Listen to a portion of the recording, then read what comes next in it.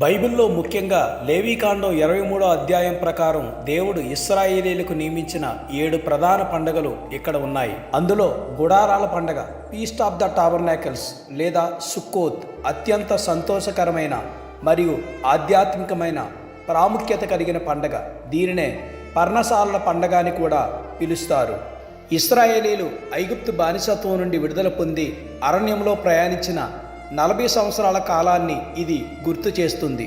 అరణ్యంలో నివాసాలు లేని సమయంలో దేవుడు వారిని గుడారాలలో, పర్ణశాలలలో నివసింపచేసి క్షేమంగా కాపాడినందుకు కృతజ్ఞతగా దీనిని జరుపుకుంటారు. యూదుల క్యాలెండర్ ప్రకారం 7వ నెల తిస్రీ 15వ తేదీన ప్రారంభమై 7 రోజుల పాటు జరుగుతుంది.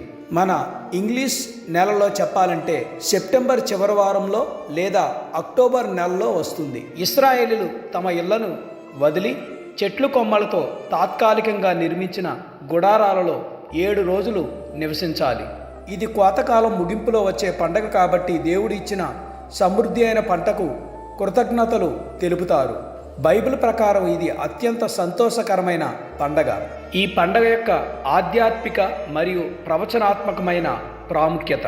దేవుడు మన మధ్య నివసించుట, వాక్యము శరీరధారి అయి మన మధ్య నివసించెను అని యోహాను సువార్త 1:14లో కనబడుతుంది. యేసుక్రీస్తు ప్రభువారు ఈ భూలోకానికి వచ్చి మనతో ఉండటాన్ని సూచిస్తుంది. యేసుక్రీస్తు ఈ పండగ సమయంలోనే నేనే లోకమునకు వెలుగును మరియు దప్పిగొన్నవాడు నా యొద్దకు వచ్చి దాహము తీర్చుకోవాలి అని ప్రకటించారు.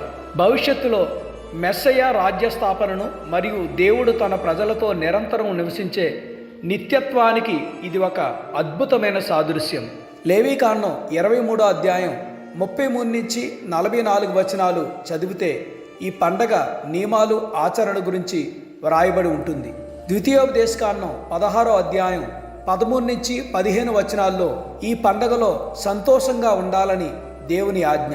జకర్యా గ్రంథం 14వ అధ్యాయం 16వ వచనంలో మరియు యెరూషలేము మీదకు వచ్చిన అన్యజనులలో శేషించిన వారందరూ సైన్యములకు అధిపతియగు యెహోవా అను రాజునకు మొక్కుటకును పర్ణశాలల పండగ ఆచరించుటకును ఏటేటా వత్తురు. ఈ విధంగా ప్రవచనాత్మకంగా ఈ పండగ గురించి వ్రాయటం జరిగింది.